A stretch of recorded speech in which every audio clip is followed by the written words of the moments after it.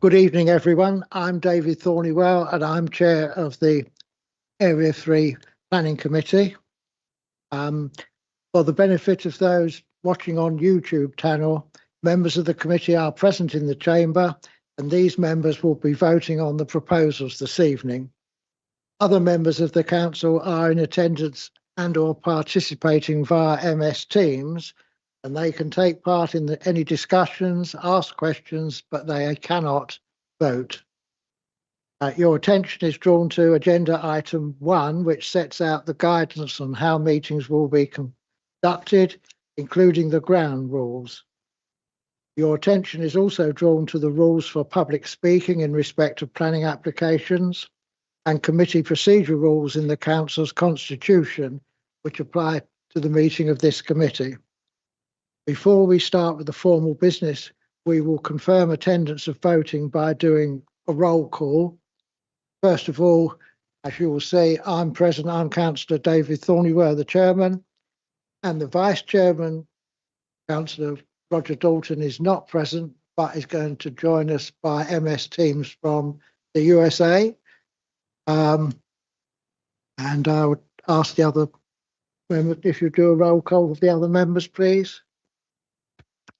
If you can just confirm you're present, and apologies from Councillor Benison, Councillor Bishop. Yeah. Councillor Cannon. Present. Councillor Davis. Present. We've had apologies from Councillor Hammond and apologies from Councillor Hickmott. Councillor Kears. Present. Councillor McDermott. Present. Councillor Oakley. Present. And we've had apologies from Councillor Williams. So we have 7 voting members in the chamber. Thank you very much. And could we ask the officers present in the chamber to introduce themselves, perhaps starting with yourself, Alison? I'm Alison Parris, Principal Democratic Services Officer. Thank you. Anna Parker, Development Manager. Philip Richards, Senior Planning Officer. Thank you. And we have Joy Huckerdike, Head of Legal and Democratic Services, joining us. There we are. Thank you. Good evening. Thank you. And as far as I know, there are no other officers. So we now address the issue of the public speakers. So members of the public, applicant and agent wishing to address the planning committee are present in the chamber, and I will be inviting them to speak at the appropriate time. The speaking time limit is 3 minutes for each application and continues to be applied, and the public speakers are unable to participate in any discussion of the application. In this case, there are 2 applications before the committee, the listed building application and the planning application, so that gives you 6 minutes. And can I remind the speakers that your face and voice will appear on the live stream taking place now, and the archive recording of the meeting and your names will be recorded in the minutes. So then go on to apologies. We have really had all the apologies just recorded. So then go on to declarations of interest. I'm not aware of anyone making a declaration of interest, but are any members present wanting to do so? So I take it there are none. So then go on to the question of the minutes of the last meeting, which was held on the 13th of March 2025. Can you please confirm that these are a true record? Agreed. Thank you very much, and I will sign them.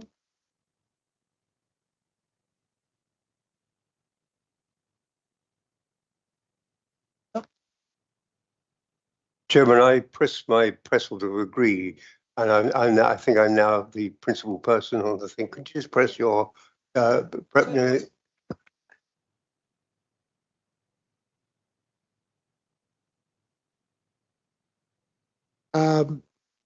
and you'll also see that attached to the papers is a glossary and supplementary concerning the various initials used in these reports.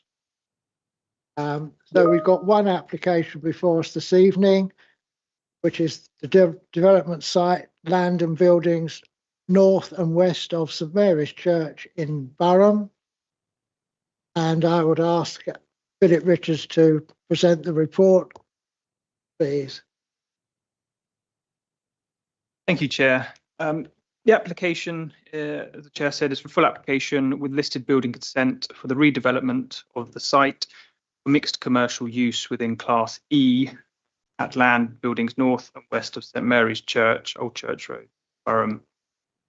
Development comprises the change of use of the site from agriculture for commercial use, along with associated building operations, which include adaptation of the post-war brick dairy building, conversion of the timber-framed Grade 2 listed barn, adaptation of the modern steel frame agricultural building, reconstruction of the partial remains of the Oast House, reconstruction of the partial remains of the southern range of the farmyard, and reconstruction of the southern cart shed. In total, 640 square metres of new office space within Class E is proposed, 50 square metres of new commercial workshops, 410 square metres of light industrial buildings will be created as a result of this proposal. The majority of the light industrial space will be housed within the existing steel frame barn, which will be converted.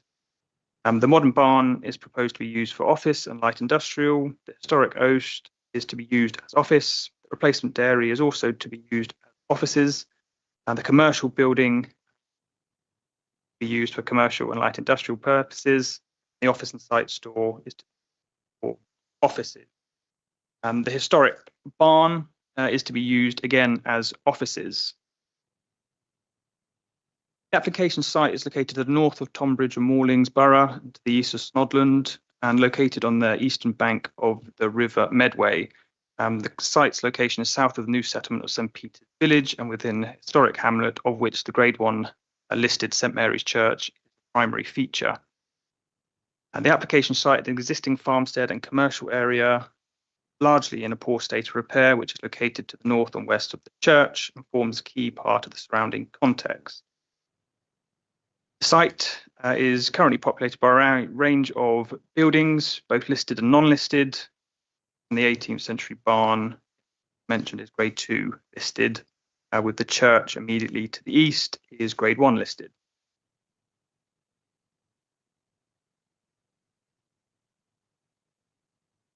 Moving on to the photos, this slide shows the northern site access taken from Old Church Road, former dairy building, seen here.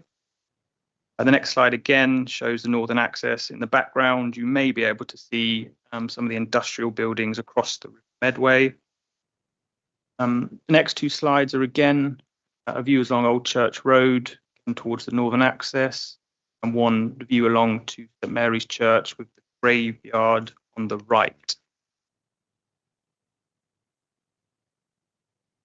This is a view across the graveyard again from Old Church Road. View towards of the old dairy from the north. See on the map insert on the left. There's a view of the 18th century timber listed barn. Again, you can see on the insert where it is in relation to the site, and you can just see the church left hand of the image. Have a look at the screen. Again, view towards the steel barn. A couple of views of the post houses currently stand. An historic photograph around 1930 looking towards St Mary's Church.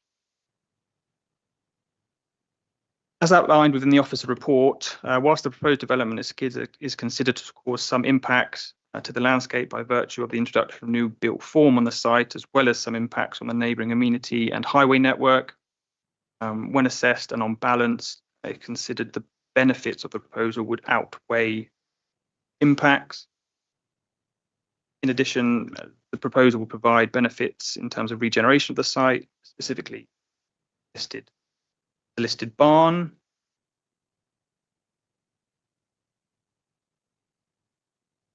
Next few slides just take you through the proposed proposed elevations, floor plans, visuals, drainage strategy. I'll just flick through these ones.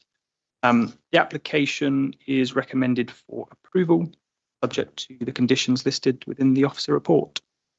Thank you. Thank you very much. I've now turned to the three speakers we have. And first of all, could I ask Councillor David Young, who's the chair of Borough and Parish Council, to come forward to this space here.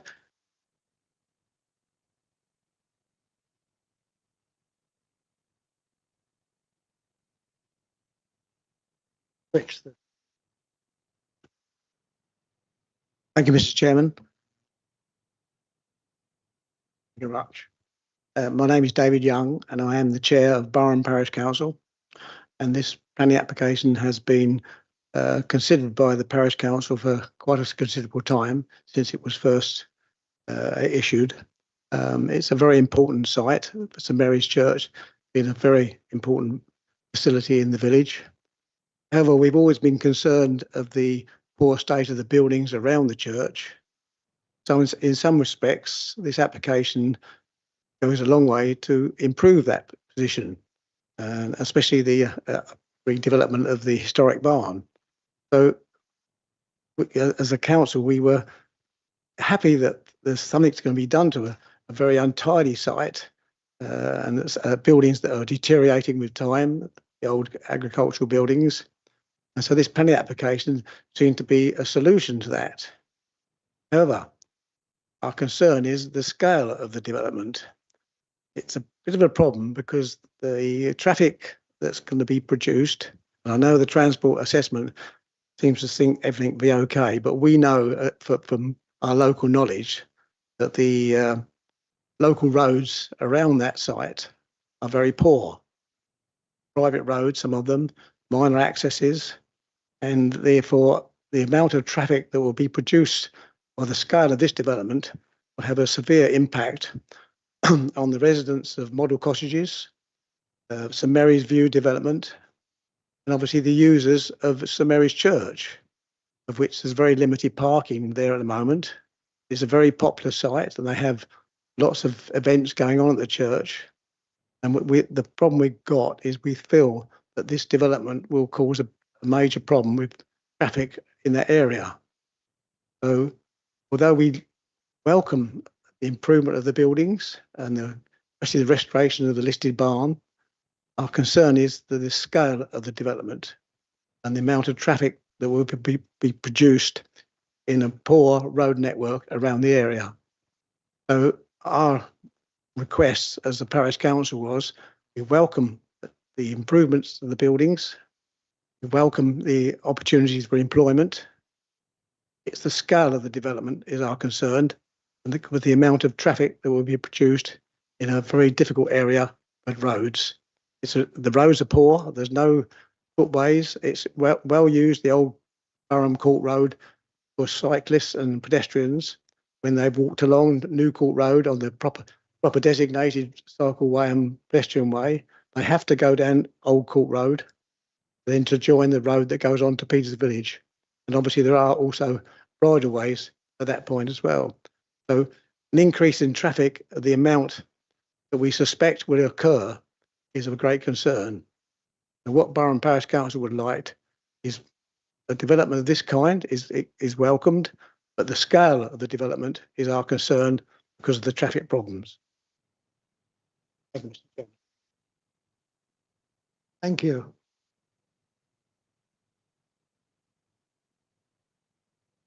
Can I ask Kevin Wood to come forward, who I think is a local resident?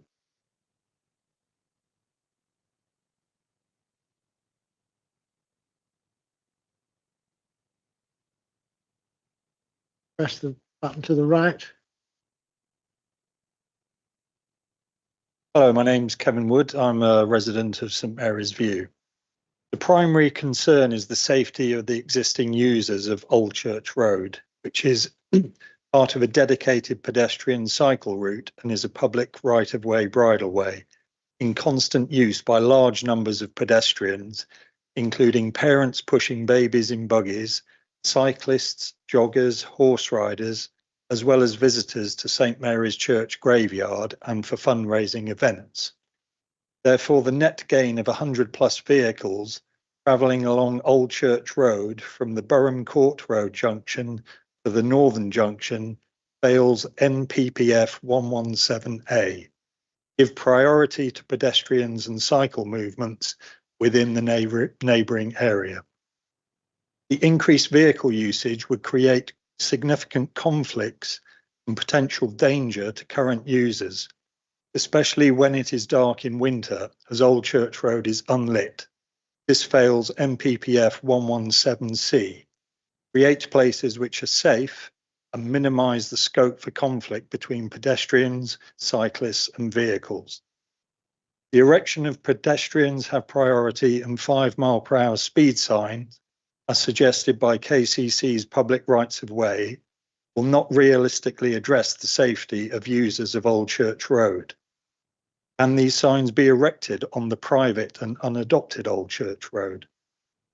Old Church Road opposite St Mary's View cannot be widened to accommodate a pavement due to the graveyard on one side and gas and electric utilities buried under the verge that falls within the privately owned boundary of St Mary's View. When the privately owned water treatment plant of St Mary's View needs to be serviced, which takes several hours, the HGV vehicle doing this blocks the whole width of Old Church Road directly opposite the northern access. As such, no emergency vehicles would be able to get through the northern access in a timely manner, which fails NPPF 117D. This is exacerbated when St Mary's Church has fundraising events, resulting in Old Church Road becoming impassable by other cars, let alone service and emergency vehicles. Unfortunately, due to the narrow width of Old Church Road, a car trying to pass the parked cars at the St Mary's Church event on Saturday the 5th of April ended up crashing into the drainage ditch outside St Mary's View. Paragraph 6.71 of the public document is flawed because the net gain of 100+ vehicles does not equate to 8 to 9 trips per hour, as most vehicles will arrive within the same hour in the morning and depart within the same hour in the evening. So it's more likely to be 50 additional vehicles within those 1 hour periods, which will result in materially high highway safety concerns, not only along Old Church Road, but also along Burham Court Road and the exit and entry onto and from Court Road opposite Margaret's Lane. Paragraph 6.69 is flawed because Old Church Road between St Mary's Church and the proposed northern access is not maintained at public expense. It is a private road owned by Trenport, which the residents of St Mary's View are legally required to contribute towards the cost of its upkeep. The right-hand turn from Burham Court Road into Old Church Road has exceedingly poor visibility and is blind to vehicles, horse riders and joggers coming along Old Church Road from the St Peter's Village direction.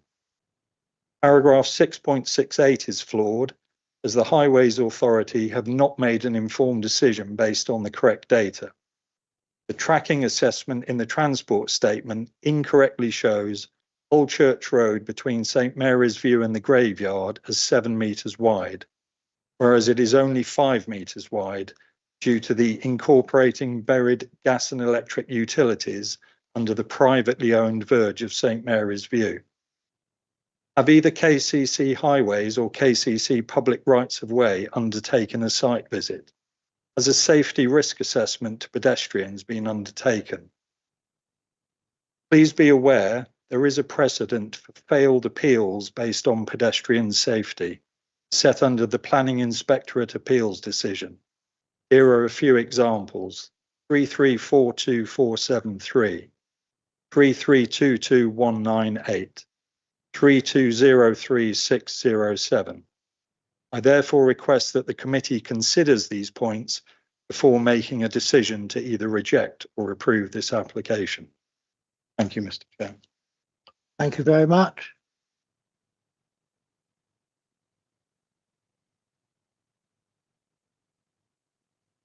I'd like to call Mr. Nick Brown to come forward, who is the applicant and owner.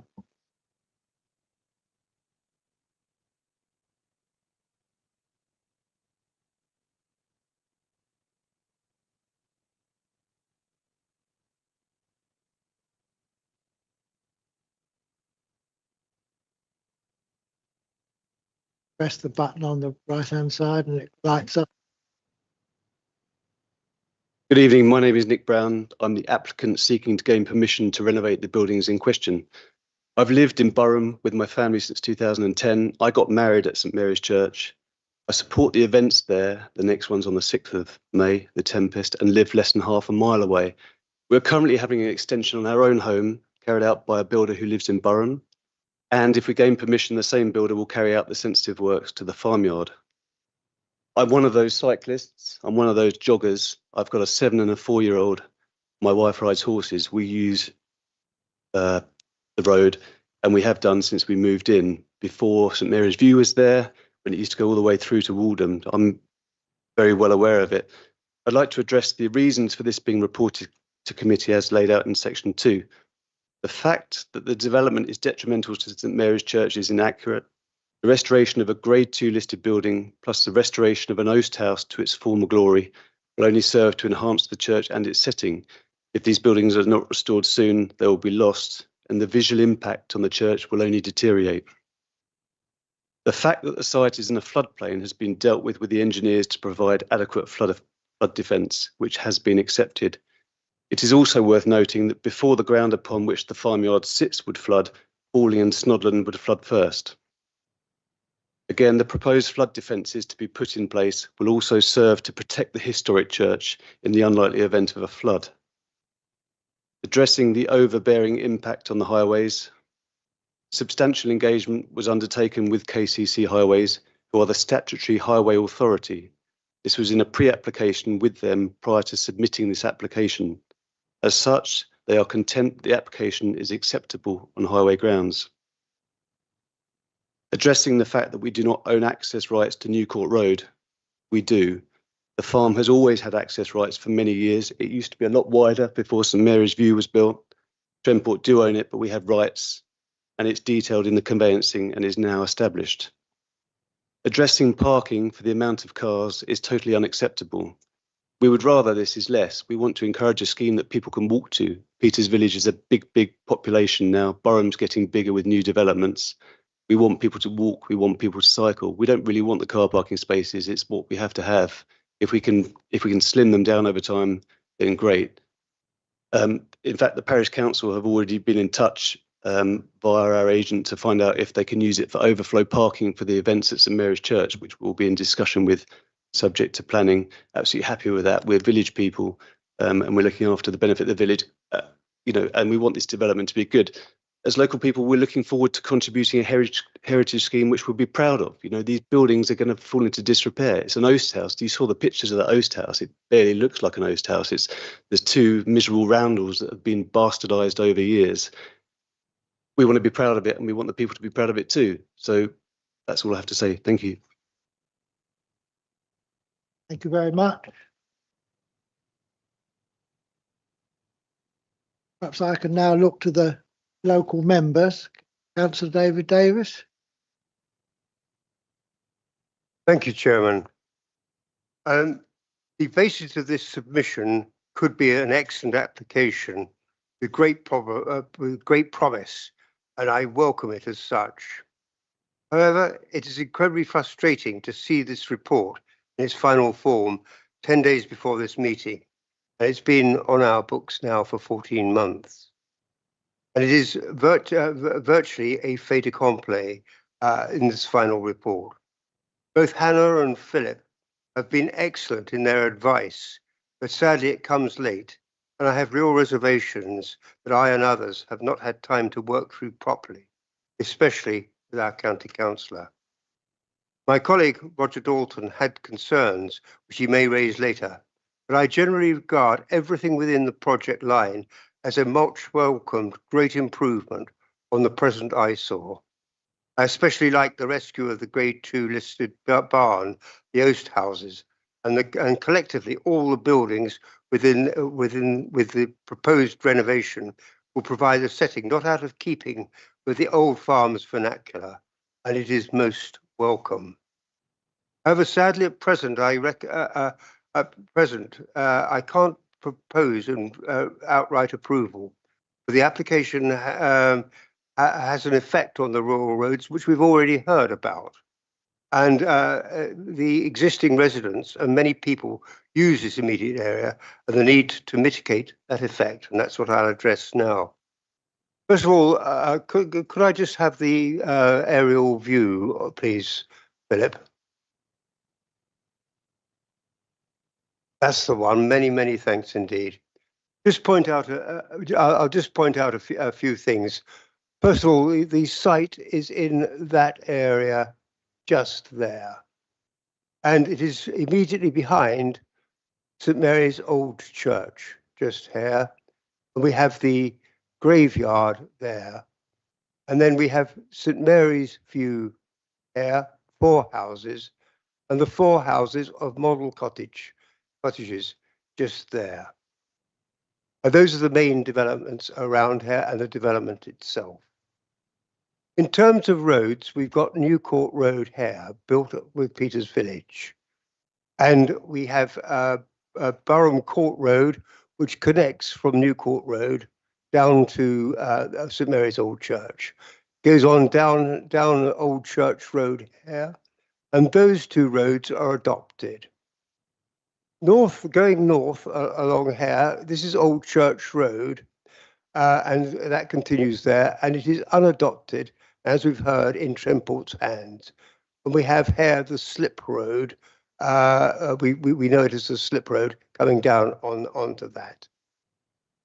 In terms of public rights of way, we have MR10 coming down there from Peters Village, coming down and stopping at St. Mary's Old Church. And then finally, we have, it's not a public right of way, but it is the part of the highway going alongside New Court Road. We have a cycle footpath along that bit there. And those are the main rights of way and public roads that we've got. And it's those that are of concern here.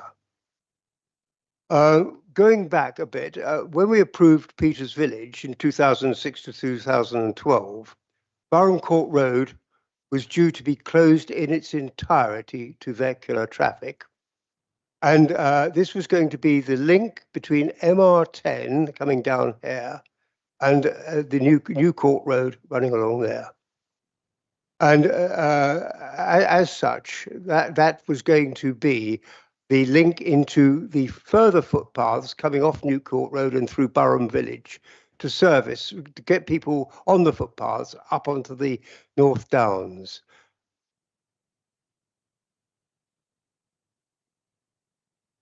Now, unfortunately, in 2015, we discovered that Trentport weren't signed up to producing this slip road, which was going to form the alternative access to an adoptable standard. As a result, the model cottage residents and future residents were not going to have an adoptable road to run on. And so we had a de facto to accept the fact that Burham Court Road was going to have to remain open.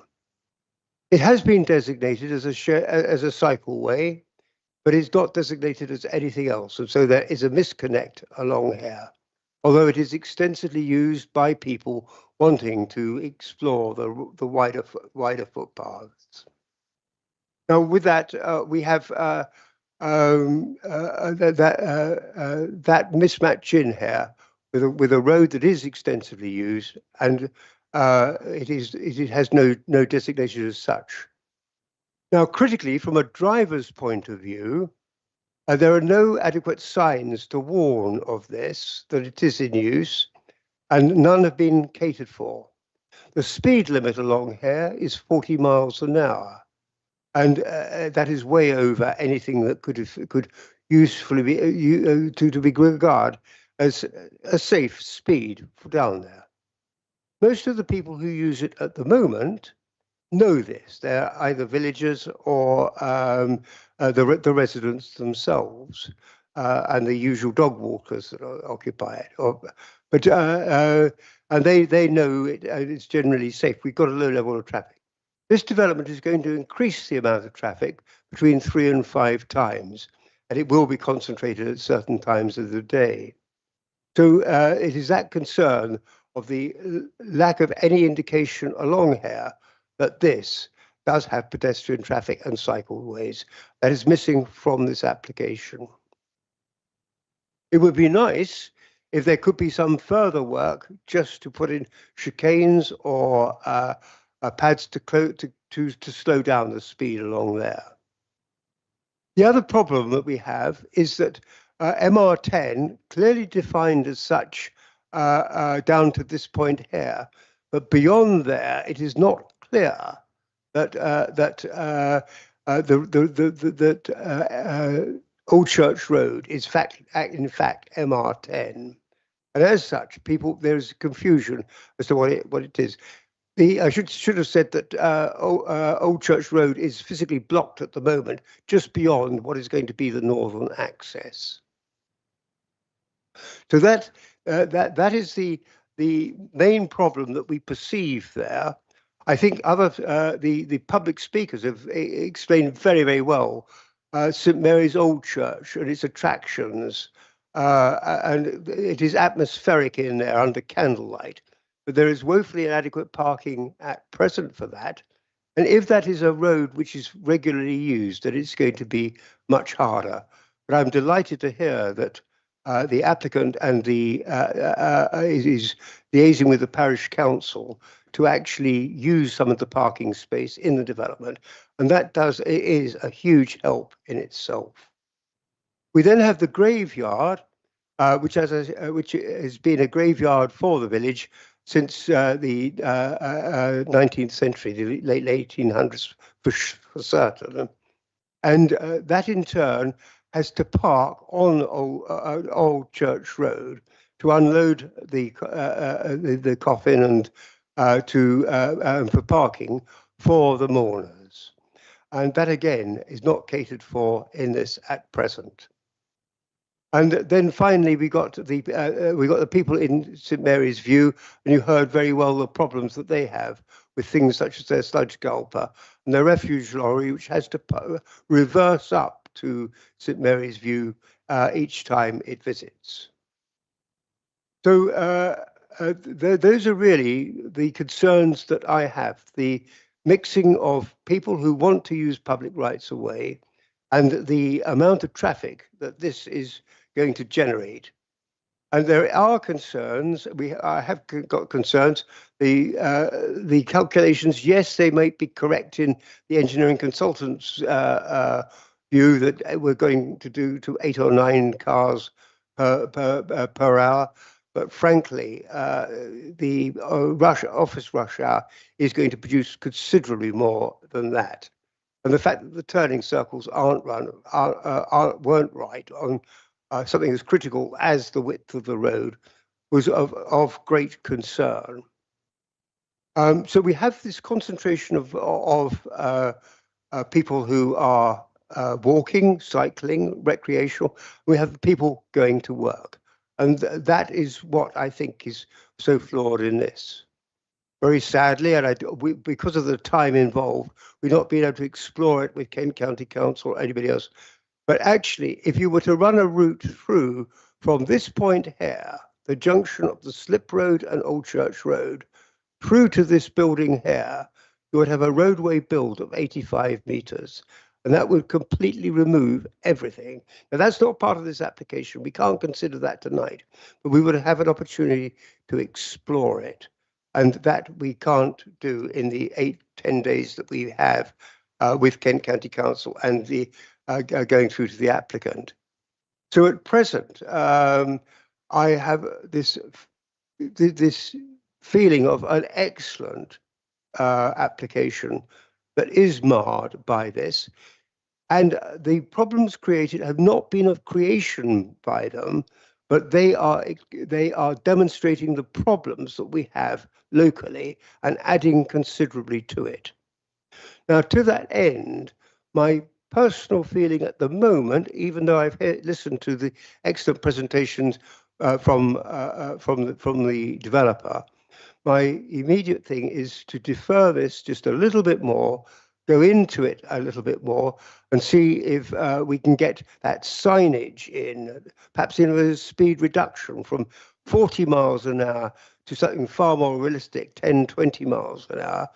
And also a signage clearly making, giving pedestrian priority on the unadopted Old Church Road. I'm thinking of deferment, but Chairman, I would like to reserve that now, see what the other members have to say, and listen to the officers, please.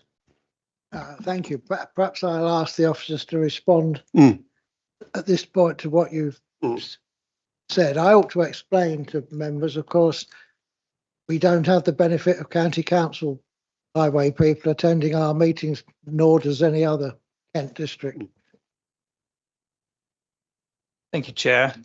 Just going back slightly, at the start, I should have provided a verbal update on a few points which were raised throughout, sort of following the publication of the report. So just as a point of clarification, within the report at 5.1, it talks about East Malling and Larkfield Parish having commented on the application. That's not the case.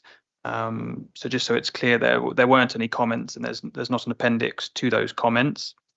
Furthermore, further comments from Kent County Council Highways have been received, which have reiterated their previous comments in raising no objection to the proposal. These have been uploaded to the website as well. Further, following a review of the application and discussions between officers, it was considered that condition 18 should be amended to include reference to class EG of the use classes order, just to restrict the site to only uses within class EG. And just a point of clarification, as raised by the speakers in terms of 6.69 of the report, which discusses the Old Church Road and its maintenance arrangements. So it's classified within maps as being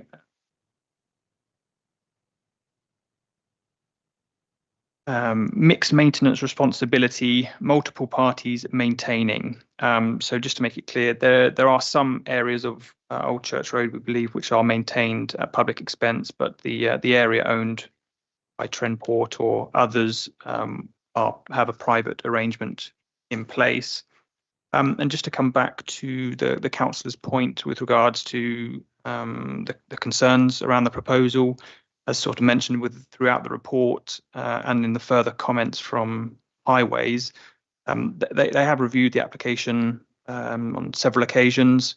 I think it's acknowledged throughout the report in terms of likely traffic movements to the site and sort of times for that. And they are content with the proposal and the additional information that's been submitted. In terms of the request from, or the thinking around deferment, just some advice from officers around that, again relating back to the Highways comments and not raising objection or need for contribution or additional signage, just for members to be mindful that any deferment would have to be substantiated with valid reasons, and without the highway objection, that could be challenging.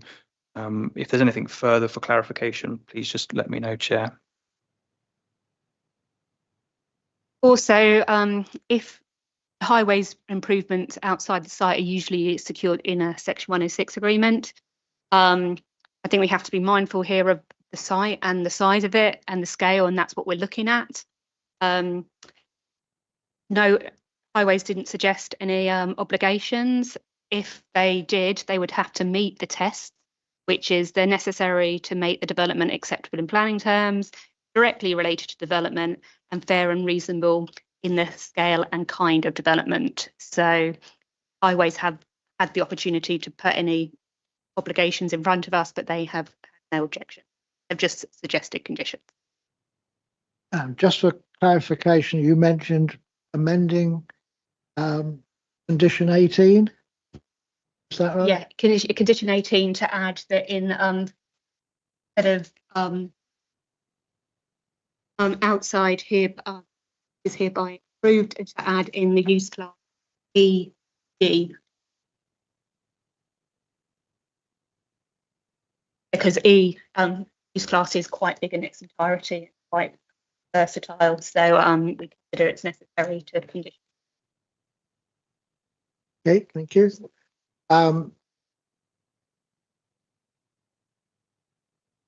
Right. Would Alex like to come in as local member? Yes, thank you, Mr. Chairman.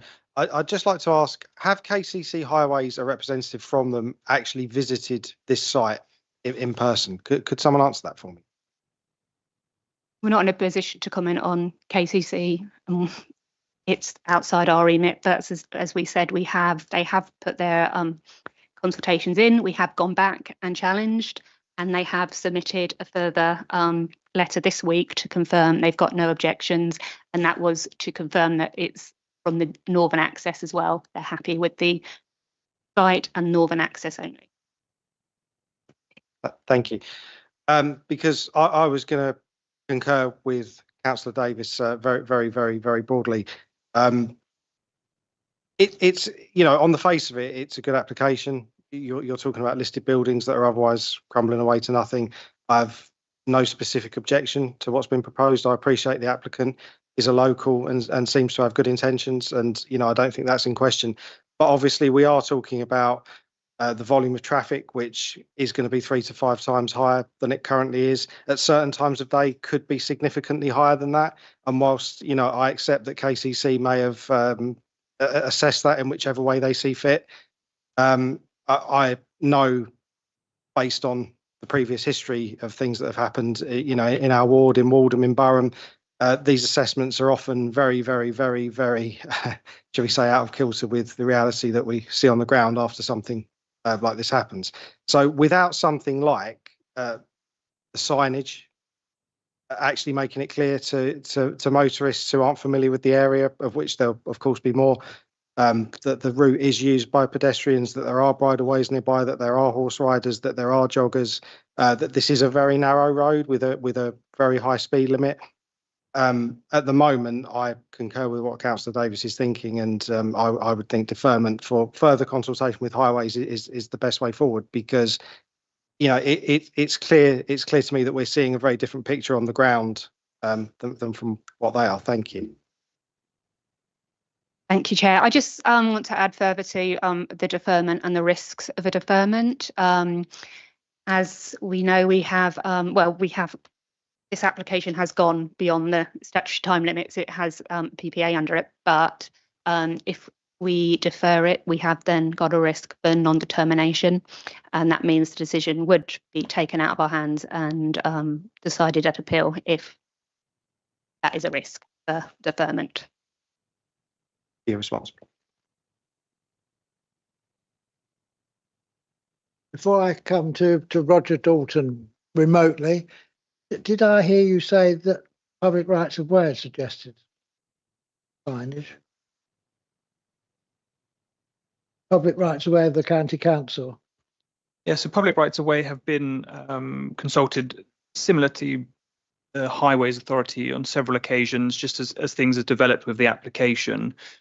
And so, you know, I think through their comments, there were suggestions on improvements which could be made. However, they were outside of the red line of the application, and they were presented as suggestions for improving the scheme as opposed to making it acceptable in planning terms. So they weren't pursued or brought forward. You know, we appreciate the councillor's view that these sort of things, but we have to assess what's in front of us, what's within the application red line, and so therefore it wasn't pursued further. And the report somewhere, just so I've got a grasp of it, please.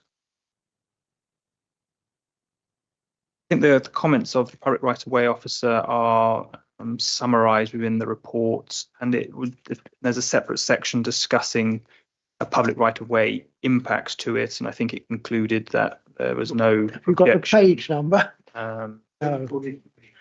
Thank you.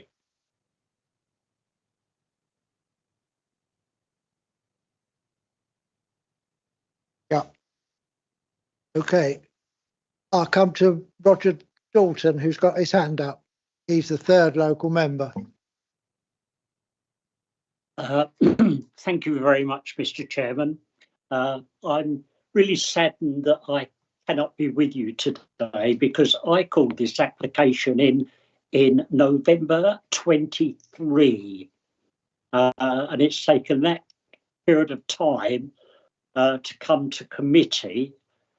I did request from the officer dealing with that if we could delay it for 2 weeks so that I could be at the committee meeting and had the opportunity to vote one way or the other.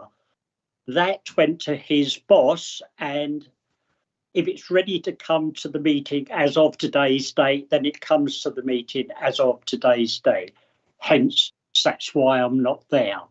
Now, regarding highway matters, can you enlighten me as to public rights of way? What does it actually say on a bridle way? Who can use that bridle way? Question.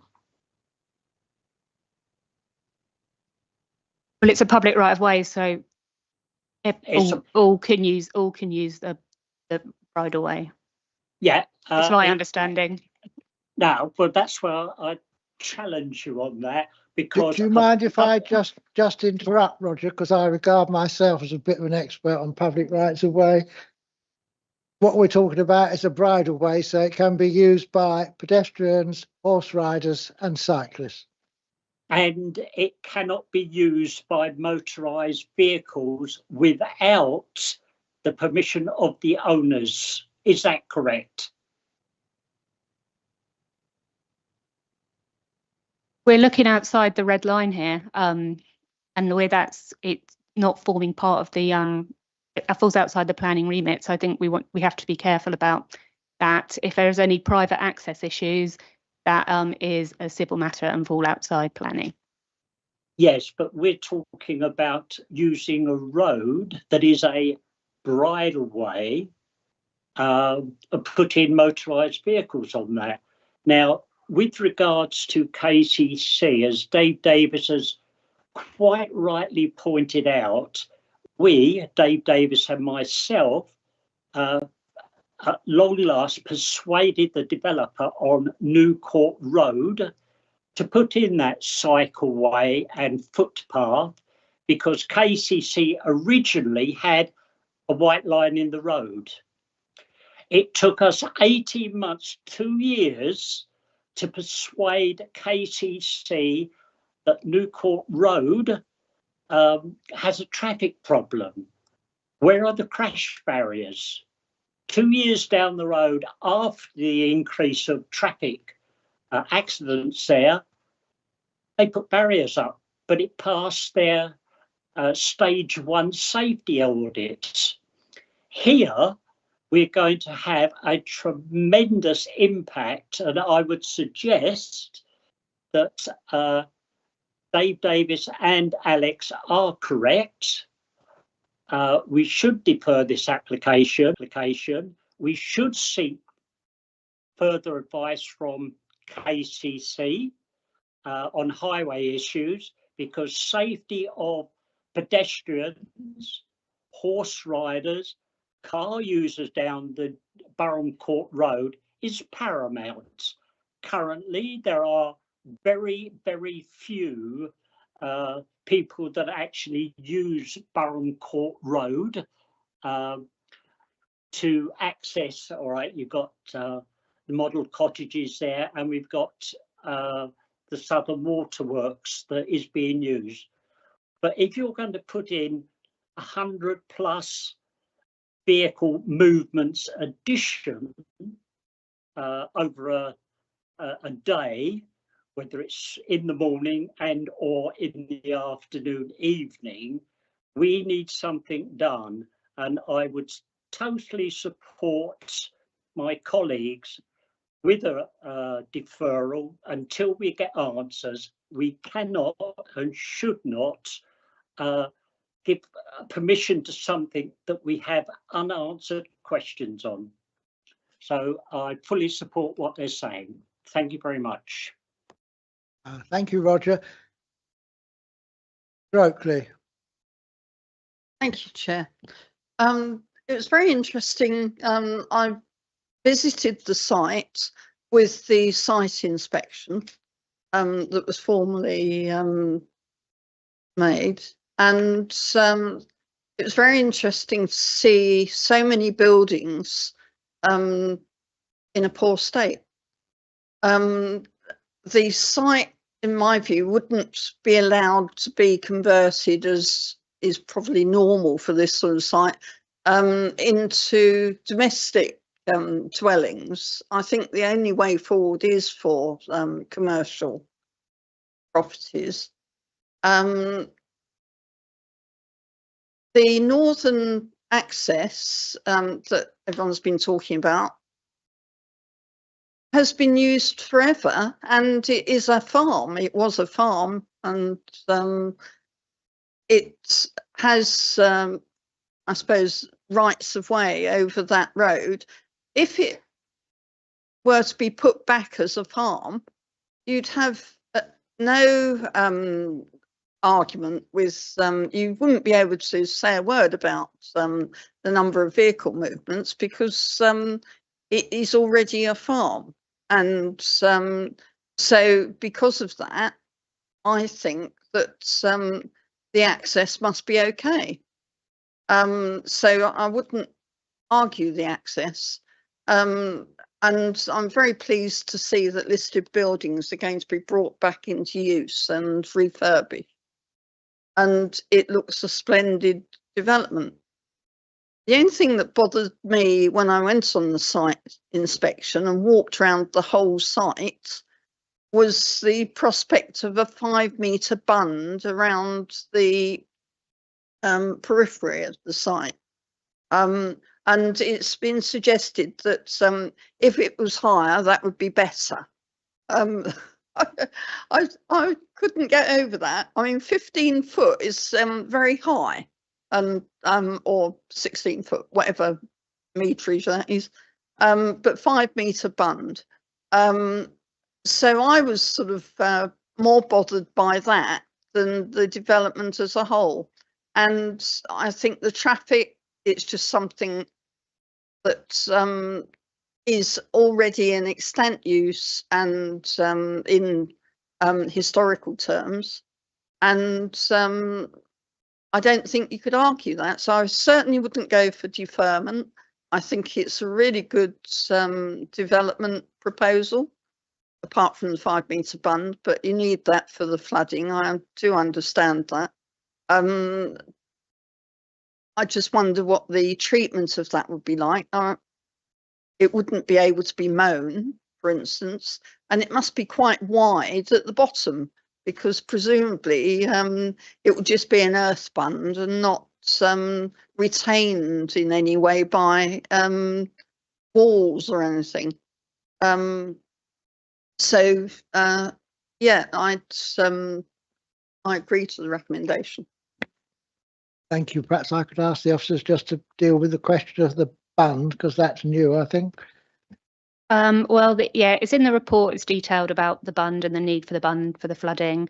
We're also, it's required by the Environment Agency, who have also suggested a condition requiring further details of the bunds to be submitted like prior to development. So we'll have more information on the actual details and how it will look through that condition. It's quite a comprehensive condition. I think it's number, you know, off the top of your head, Philip? 13, condition 13. It's so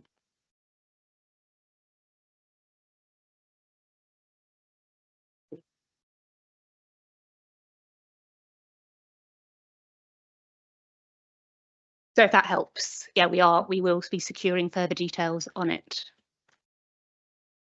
Thank you. And just to be clear, if those details came in and members weren't happy about it, they could ask for that to be called in if they wanted. If they got Yeah. good reason. Yeah, no, under our constitution, members can call majority of applications in. So yeah, they can call in a condition application. Back to David Davis. I've looked, I was very concerned about a 5 metre high earth bund in the area. I've looked at it very carefully and I can put Anita's mind at rest. Basically, the 5 metres is above ordnance datum, not ground level. That's a critical point. Ordnance datum is lower than the height of the river at the point. And so the 5 metre contour basically runs along Old Church Road, just aside St Mary's View. And so you're not talking about anything being higher than that anywhere on the earth bund. It's a matter of about 1.3 metres maximum height further towards the river. So I'm at peace with that point in the scheme. Thank you. Just in response to some of Councillor Oakley's comments and off the subject of the bund, I don't think anyone disputes, and Councillor Davis and I have made clear, you know, this is a good application. We want to see these buildings used and we want to see them renovated. But in terms of the comments Councillor Oakley made about the access, the number of vehicles accessing a farm, I don't think we'll be anywhere near 50 vehicles a day. And obviously at certain times of the year, a couple of times a year, maybe it would be a bit busier, but I don't think that it would have the volume that this will generate. And that is our main concern. It's not the access at all. It's the fact that so many vehicles will potentially be using it at the same time. Go back to Anita Oakley. Thank you. I must come back on that because one of the buildings was a dairy, so you might have had tankers visiting twice a day.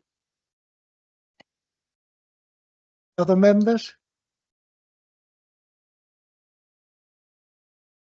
Yeah, I've got 3 other kind of issues really. First one hopefully is fairly straightforward. On 5.3, which is the general heading of planning policy, the penultimate paragraph there regarding potential repurposing of the development for residential accommodation. Can I just clarify that's covered by condition 18? Is that correct?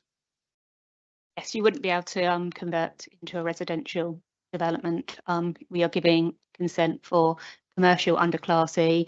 If you want, Philip can read out the class, what exactly Class E says. Class EG says, so all members are clear? Yes, please, thank you. Thank you, Councillor. So just in terms of use Class EG, this is for G1 or GI, which is an office to carry out any operation or administration functions. G2, which is the research and development of products or processes, or G3, an industrial process being a use which can be carried out in a residential area without detrimental harms to the amenity of that area by reason of noise, vibration, smells, fumes, smoke, soot, ash, dust, or grit. Thank you. That's helpful. Second issue concerns the quantity of parking. I noticed the applicant says that's what we have to have. Can you possibly expand on that? Because I don't fully understand. And can you indicate on the map exactly where the parking would be? Once again, thank you.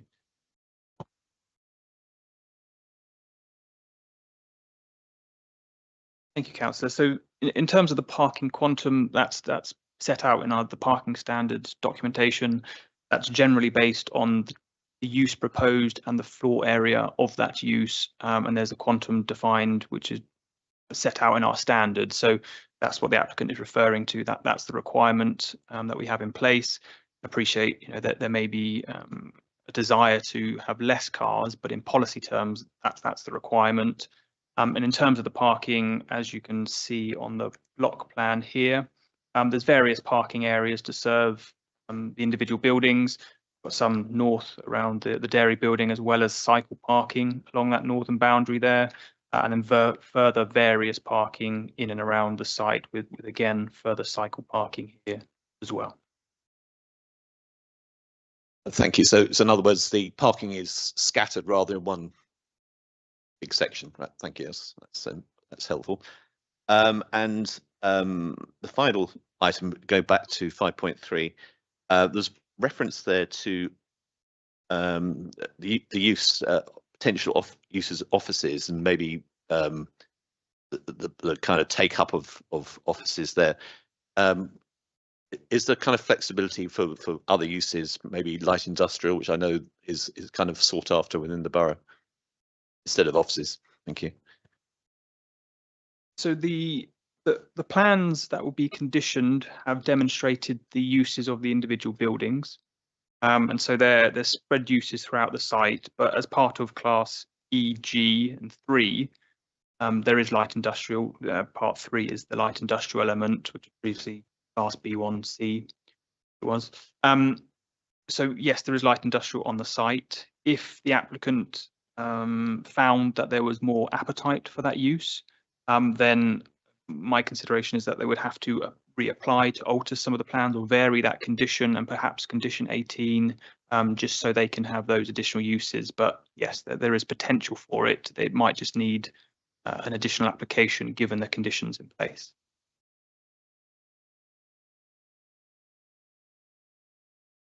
So Tim Bishop.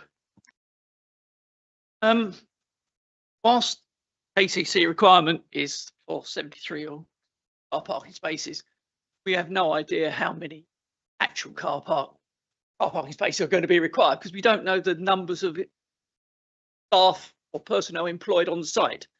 I would suggest that the car parking requirement is usually overdone in relation to go on here. That's something we can't talk about. The issue I have here is simply that we have no other comments regarding highways other than KCC. If there had been an independent highway report, which may have contradicted some of the KCC statements, may have been somewhere, but KCC are the only highways authority we refer to. They, again, raise no objections. We have this constantly with KCC. They don't visit, or they seem to use Google Maps, but we're left with the same problem. We sympathise with the residents and everybody in Burham, because the traffic issue may well prove to be a serious problem, but without any other evidence to argue this, we're stuck with what we have.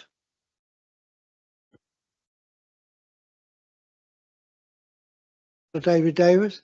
I'm still not ready to sort of make a proposal, but I wonder if Hannah could just enumerate. You refer to the red line, and we can't do anything outside the red line. This is what is going on. The problem we have is outside the red line. I'm delighted with everything inside the red line, but this development is exasperating the inadequacies that we have.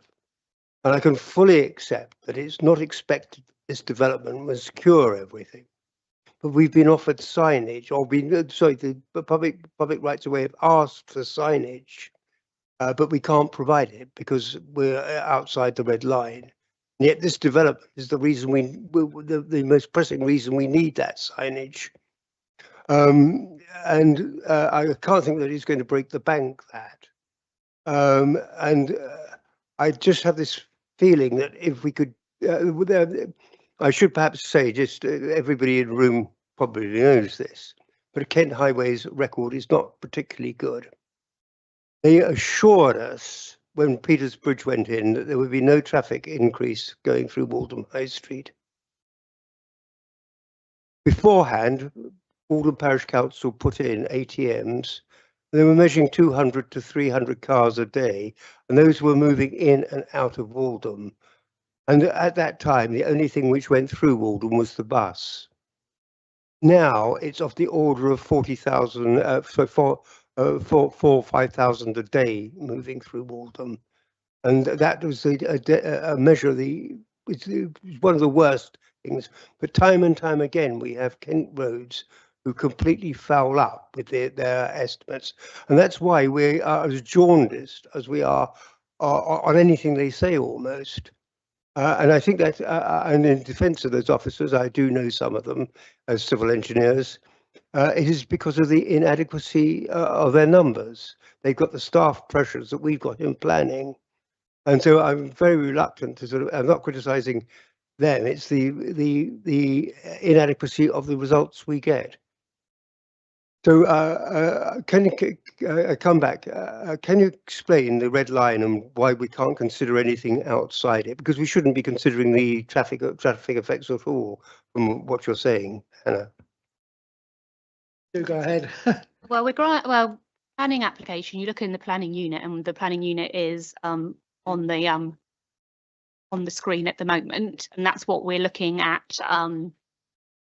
What building's going to go up there. So we can consider the siting, the height, all the reconstruction of the buildings.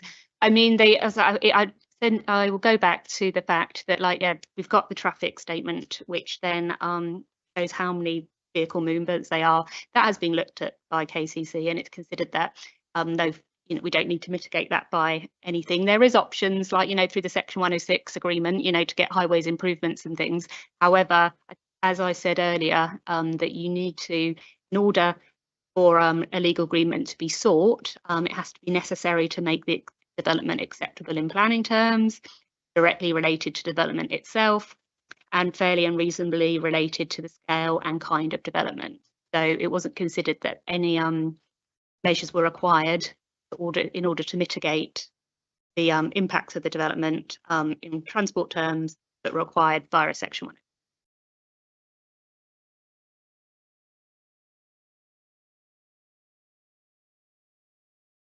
Can I just press a bit about the footpath sign and ask are you able to say what public footpath people were actually suggesting, please? I can dig out the comments, find them if you bear with me for a little while. I'll stop sharing on the screen and them up, but bear with me. While we're doing that, anyone else? Roger Dalton has got his hand up. Yes, thanks a great deal for letting me come back on this subject, especially with the highway issues. Can I ask the officers, I sent them some photographs. Did you receive them, please? I received an email this morning, yes, with some photographs. Yeah, could we show members, have you got those photographs to hand, especially the cars that are parked outside St Mary's Church last Saturday or the Saturday before? Have you got those photographs that you could show councillors, please? He's connected and sharing his screen, so we'll see if we can get them up in a minute, but he's just looking for the previous comments. Okay, and secondly, I feel very sad, but back in 2006, when Dave and I were very newbie councillors, we accepted the words of the professional highways people, i.e. KCC, regarding Peters Village. And they said to us, don't worry about that, guys, because Peters Village will only generate 35 to 40% increase in traffic. As Dave has mentioned, just through Waltham alone, there's been a huge increase of traffic. And our previous planning director, who's now retired, Steve Humphrey, I said to him, Steve, Dave and I, being newbies, we take for gospel what our officers, whether it's KCC, tell us. But when we have like I think it's called Bushy Wood now, or Land Eccles, Steve said to me, oh, don't worry about that, Rog, go down New Court Road. Well, I said to Steve then, I said, I will be checking everything because we cannot and should not inflict, that's the best word, on the residents of the East Bank this amount of traffic that is being generated when you look outside the red line. Our planners say you can't look outside the red line. Okay, so we don't look outside the red line. But what with Peters Village, unfortunately, the planners of KCC Highway said, no, it'll only increase by that percentage. What they didn't take into account is just to the north of that, we have the Medway towns. And what happens? The amount of people that use Pilgrim's Way, secondary class roads to shortcut going through Rochester is unbelievable. And hence that's why we do look at highways, we do look outside the red line of an application, and we need answers as to the traffic conditions. It's likewise what I've said about a bridleway. You cannot use a bridleway with the mechanical vehicle without the permission of the landowner. And we've also spoken about the refurbishment of the farm.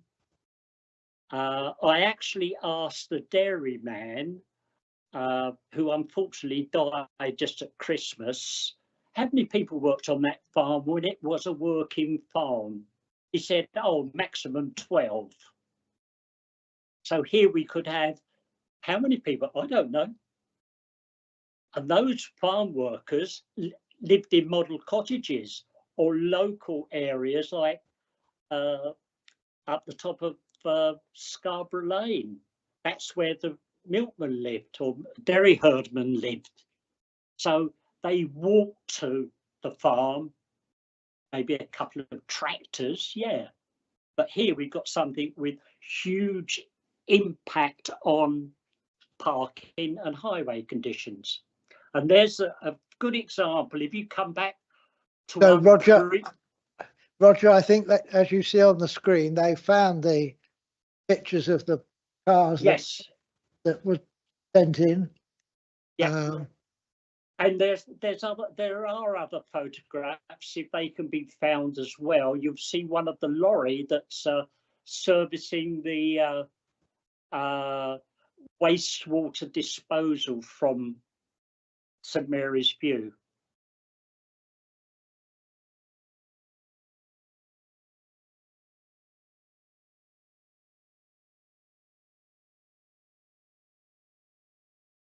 That is the lorry that I'm not sure how long it stays there, but it has to reverse up Old Church Road. And if you look just to the left of the lorry's headlight there, you can see the gate we're talking about. Look either side of that lorry, 5 meters wide.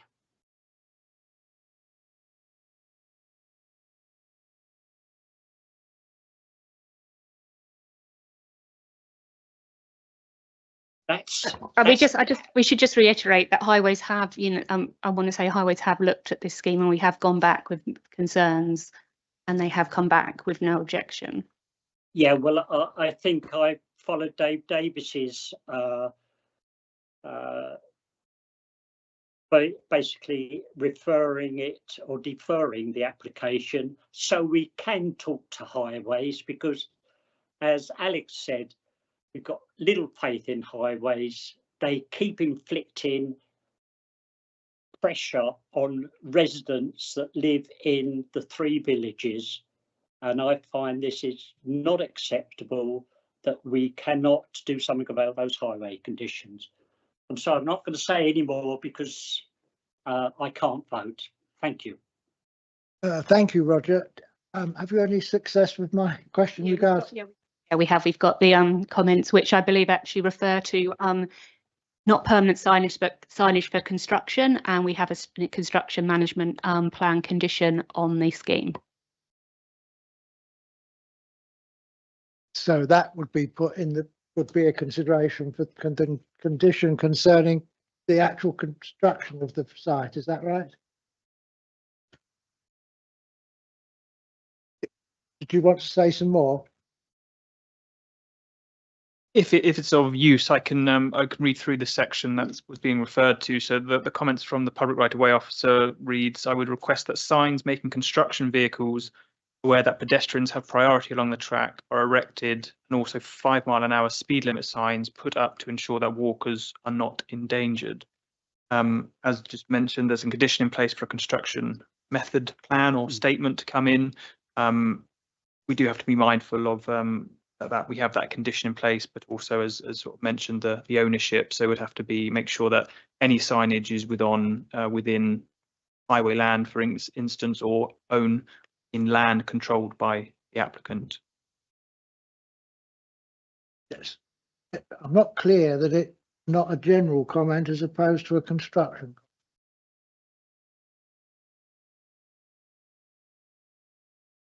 Making would request that signs making construction vehicles aware that pedestrians have the right of way. Yes.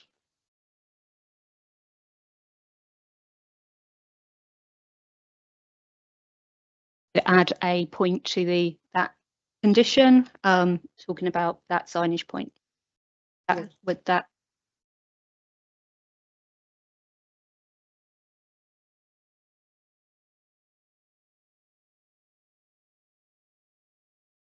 Condition 9. There are a number of bullet points.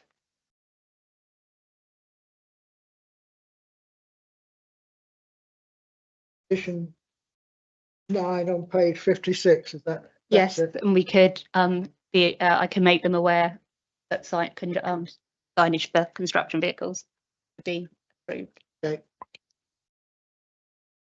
I haven't forgotten Tim Bishop. Thanks for letting me come back. Just triggered it seeing the waste tanker. But do we assume this site isn't on main drainage as well? Not that the water companies are consultees, but I'm just.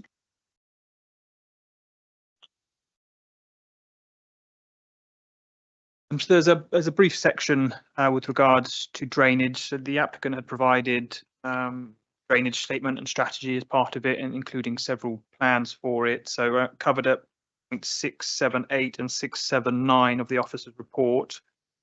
Quite sure on the page reference for you there. But there is a condition in place which requires the details of how both surface water and foul drainage is to be managed from the site. At the moment, the comments read about the surface water issues or how they're going to overcome the surface water matters. But there's a condition in place which I think it's condition 7.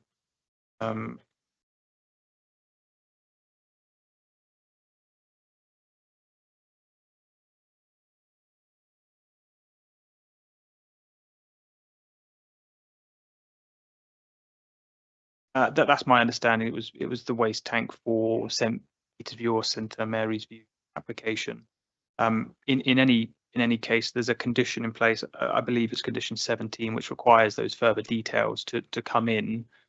So should members be minded to, there is that condition which will secure those details to confirm it and from there.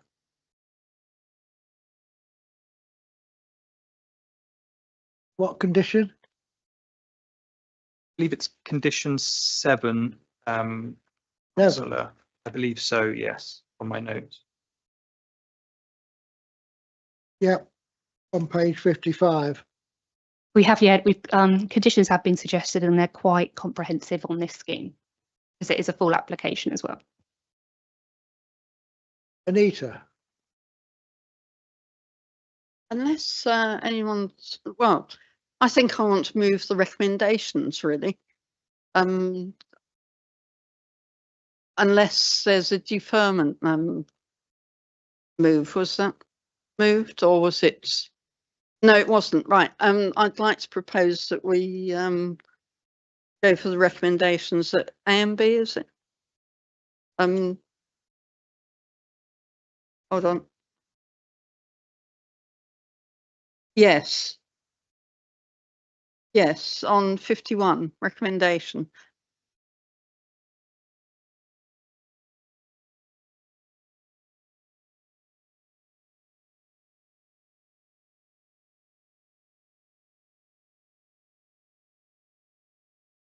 Yes.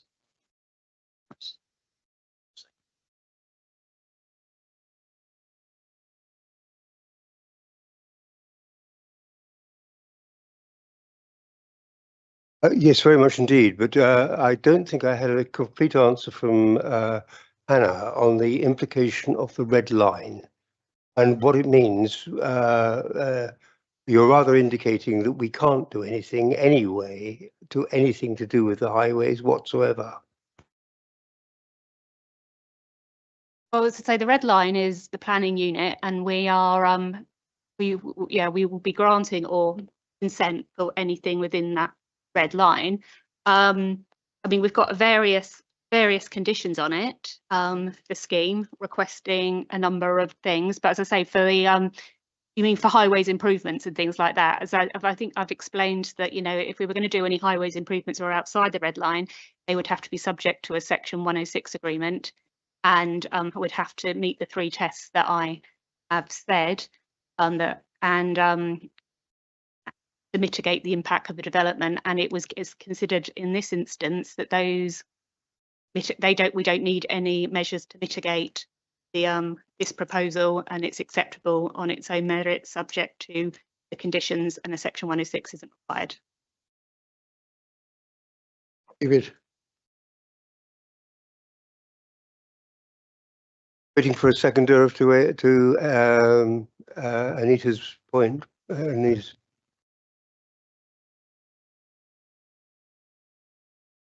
Tim Bishop.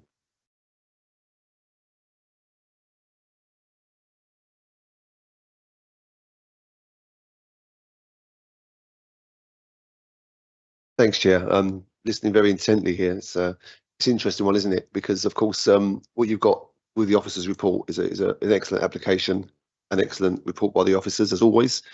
And it's really hard to suppose or presume stuff that's not in the report, if you like, which we're talking about outside of it. Then I think there's some of the wisest planning heads sat to my left, who are talking outside this red line. And you know, one online in America saying the same sort of thing, and I'm just thinking it's a really difficult one, because they've got knowledge, they've got experience of this stuff far more than me. But I look at the report and I think highways, you know, you can talk all you like about highways, they either do it or they don't, and most of the time they don't, which is, we all know that. But the fact is, you've got to work on reports from partner agencies, and if no one's objecting, then the officer's report should stand, really. But, and there is always a but, there might be unforeseen issues here from my colleagues that my colleagues are raising that I don't fully understand. And I need to understand, what Councillor Davis's proposal might be, because I don't understand it. I understand what's in the officer's report, and I like what the officers have written, and I think at the moment I'm sort of like swaying that way, but I can be moved if Councillor Davies had come up with something that I've not thought of as to why we should defer. And the biggest reason, the biggest problem I foresee if we defer is the loss of control, the losing of control of the application, if you like, or the whole process. And it really worries me. We was here till midnight the other night talking around the houses on something not similar, but we was here talking about stuff, and that really concerned me on that one too.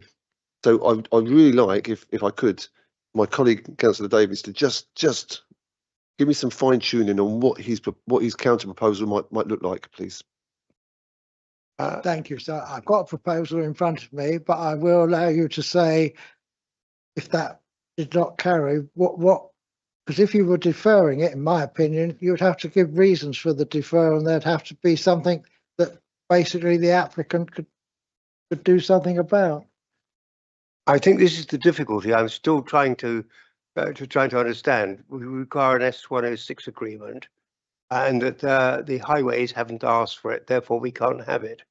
And a deferment would be to re-examine that with the help of a county councillor who can talk direct to them on our net rather than the planner's net.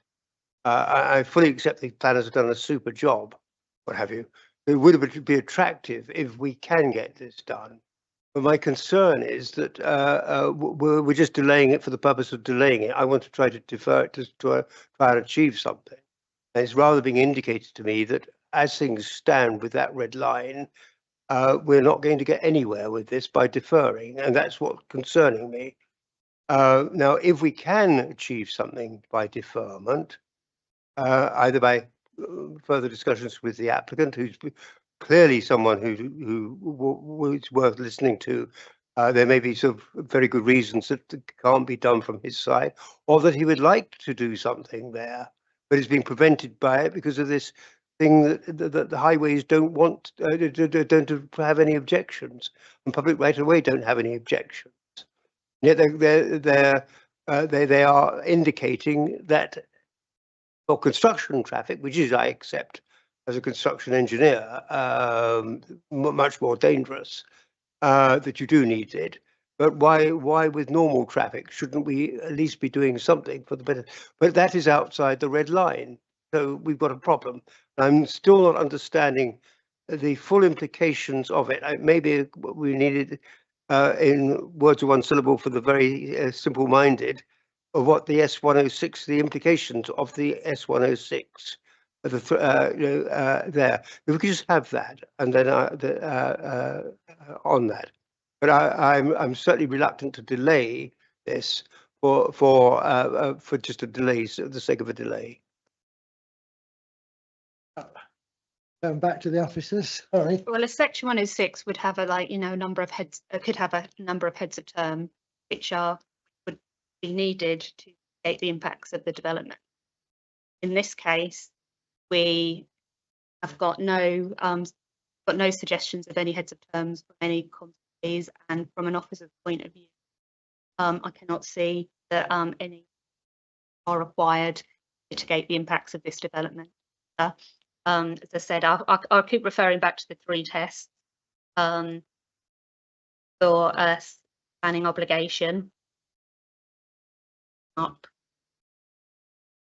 That they have to be relevant to the development, necessary to make the development acceptable in planning terms.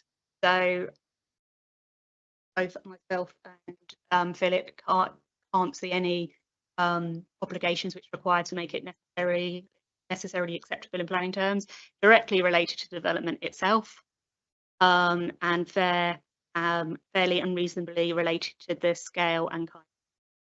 So from officers' point of view, no obligation to mitigate the impacts.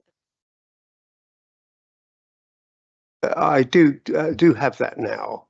And what it looks to me is that it's got, as I say, to be relevant. Well, the relevance would be that this application is creating the traffic which is going to demonstrate the exasperated situation that we have down there.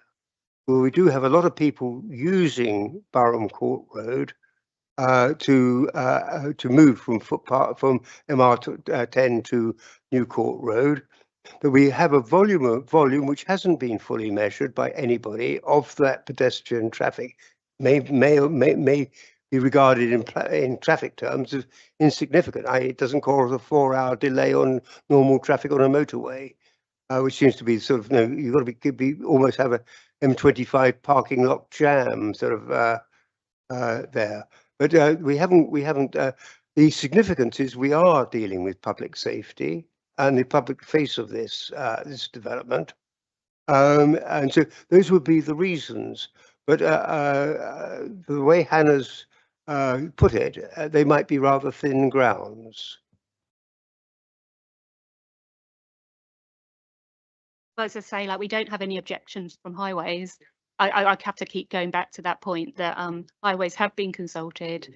We have gone back to them on a couple of occasions, and we have new comments this week to ensure that highways are happy with the development. So from our point of view, that we have done everything we can to ensure that highways are satisfied. And just would like to note that, like, as put in the report as well, like, you could only refuse an application, or it's only advised in the NPPF to refuse an application when there is a severe impact on the highways network. And it's not considered that there is a severe impact in this case. I mean, it's been clearly explained in the report. I mean, they've had the transport statement. It said, you know, that there's a potential for, was it 80 to 100 vehicle movements, and for a development and for a development this size is considered acceptable. As I say, we can't, from an office point of view, we can't see how that reason would be sustained at an appeal, but that is up to them, their view.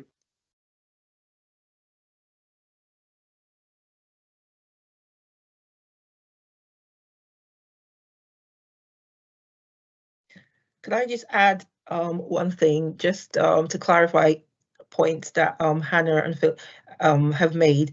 Councillor, you're talking about anything outside the red line plan, and that's the reason why we have the consultees, the statutory consultees. Highways have considered what's outside the red line plan and have not raised any objections to that. So that would be difficult for us to consider that when that's a highway function, and we're considering in the red line plan, which is a planning function. Thank you. Thank you, Joy. If I could just provide the guidance that Des is asking for. I've considered this, with Alex very carefully. I'm very grateful for the for Joy's coming in, like Hannah's and like Philip's. Their advice has always been good. It is in planning terms. I fall back now on Lindsay Pearson's advice to me. There's common sense and planning law, and I mustn't confuse the two. We must work on planning law. Yes, we can't do anything else. We lay ourselves wide open on an appeal and everything. And therefore, I think that this is one in which, with great reluctance from the traffic point of view and the outward face, I don't like that. But I think it's a super development, and as such, it's one that I will vote for.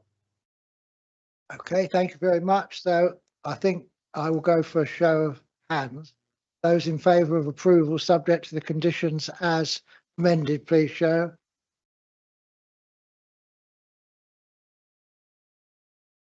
So that's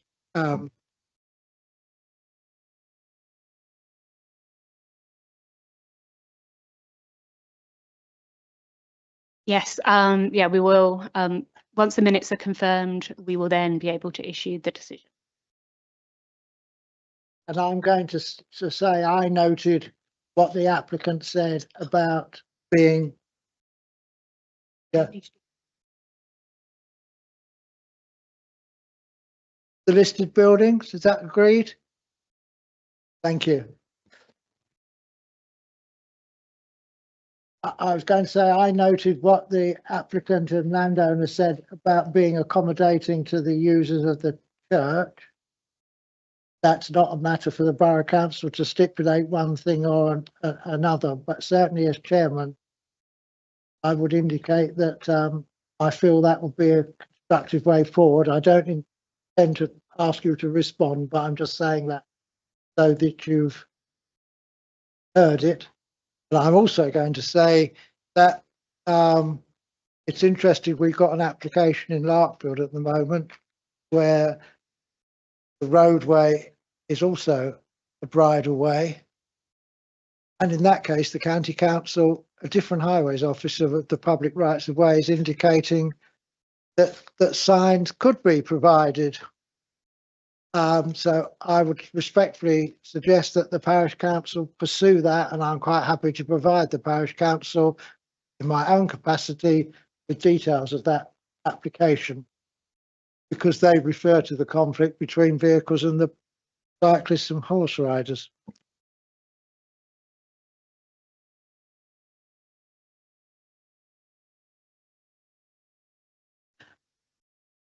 For clarity, the vote was granted, listed building consent was granted, and the development was approved for the benefit of those on YouTube, and it was unanimous. Thank you very much. We don't appear to have had any appeal decisions since our last meeting, so that doesn't apply. I'm not aware of any urgent matters or any need to exclude the press and public. So therefore, I close the meeting at 9:06. And thank you all for your attendance.